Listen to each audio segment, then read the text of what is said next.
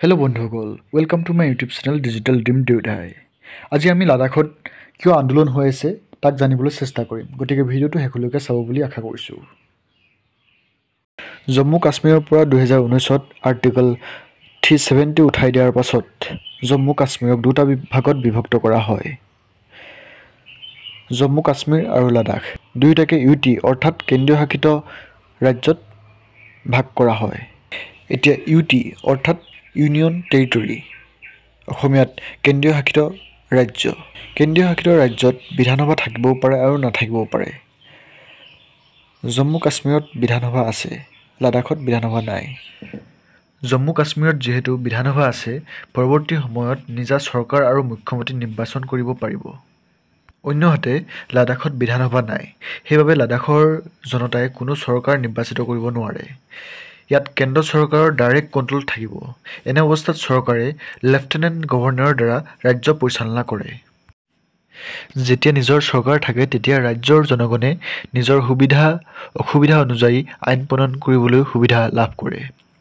অন্যহাতে যেতিয়া কেন্দ্ৰৰ দ্বাৰা ৰাজ্য পৰিচালিত হয় তেতিয়া কিছু সময়ত কেন্দ্ৰৰ দ্বাৰা অৱহেলিত হোৱাৰো সম্ভাৱনা থাকে। এনেবোৰ কাৰণতে 2019 যেতিয়া জম্মু কাশ্মীৰ বিভক্ত হৈ জম্মু কাশ্মীৰ আৰু লাডাখ দুটা ইউটিত বিভক্ত হ'ল, তেতিয়াৰ পৰা লাডাখবাসীয়ে ৬ষ্ঠ অনুসূচীত অন্তৰ্ভুক্ত কৰাটো লাডাখবাসীয়ে বিচাৰিছিল। সংবিধানৰ 244 নং অনুচ্ছেদৰ 6 নং অনুসূচী মতে যিবোৰ এলেকাত 50% ওপৰত জনজাতীয় লোকে বসবাস কৰে তেওঁলোকে 6 নং অনুসূচীত অন্তৰ্ভুক্ত হৈ নিজকে সুৰক্ষিত কৰিব পাৰে। যিহেতু 95% ওপৰত জনজাতীয় লোকে লাডাখত বসবাস কৰে, সেয়েহে 6ষ্ঠ নং অনুসূচীৰ অন্তৰ্ভুক্তকৰণ লাডাখবাসীৰ প্ৰাপ্য হয়। 2019 যেতিয়া 370 অনুচ্ছেদ উঠাই দিয়া হ'ল, তেতিয়াৰ পৰা বহুতো প্ৰাইভেট কোম্পানীয়ে আহি লাডাখত আগ্ৰাসন কৰিবলৈ আৰম্ভ কৰিলে। লাডাখবাসীয়ে বুজিবলৈ ল'লে যে যদি অতি সোনকালে লাডাখক 6ষ্ঠ নং অনুসূচীৰ অন্তৰ্ভুক্ত কৰা নহয়, তেন্তে লাডাখৰ প্ৰাকৃতিক বাতাবৰণৰ ওপৰত এই প্ৰাইভেট কোম্পানীসমূহে ভাবুকিৰ সৃষ্টি কৰিব।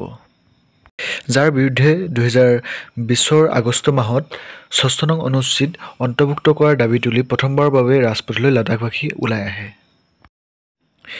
ইয়াৰ পাছত 2020 লাডাখ হিল ডিষ্ট্ৰিক্ট কাউন্সিলৰ ইলেকশ্যন হ'বলৈ লোৱাৰ আগত বিজেপিৰ নিৰ্বাচনী ইস্তাহাৰত লাডাখবাসীক 6ষ্ঠ নং অনুসূচীৰ অন্তৰ্ভুক্ত কৰা হ'ব বুলি লিখিত প্ৰতিশ্ৰুতি দিছিল, যাৰ বাবে নিৰ্বাচনত বিজেপিয়ে লাডাখবাসীৰ সমৰ্থন লাভ কৰিবলৈ সমৰ্থ হ'ল।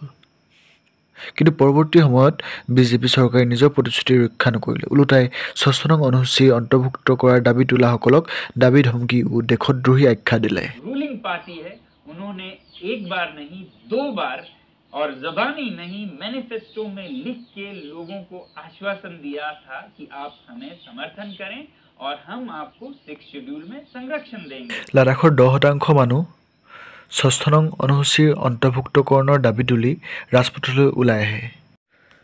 সোনম ৱাংচুকৰ দৰে ব্যক্তিও এই আন্দোলনত ভাগ লয়। সোনম ৱাংচুক হৈছে সেইজন ব্যক্তি যাৰ পৰা ইনস্পায়াৰ হৈ 3 ইডিয়ট ফিল্মৰ ৰাণছোৰ কেৰেক্টাৰটো আমিৰ খানে কৰিছিল। कत्ल भी करे तो चर्चा नहीं होता। ये हालत है आज की सरकार की। हम पे जो जुल्म हो रहा है, हमारे सर कट रहे हैं, हम आह करें तो देशद्रोही बन रहे हैं। जो 4000 स्क्वायर किलोमीटर चीनियों को सौंप दे, चर्चा नहीं होती। तो अब होगा लद्दाख के लोग जाकर वास्तविक भूमि पर उद्योगों को कितना चरागा जा रहा है, कितने किलोमीटरों, मतलब एक पूरा शहर जितना जमीन उद्योगों के लिए चरवाहों के चरागे जा रहे हैं। दूसरी तरफ उससे भी 20 गुना ज्यादा चीन को जा रहा है। तो क्या हालत है इन चरवाहों की, देश को दिखाने की जरूरत है।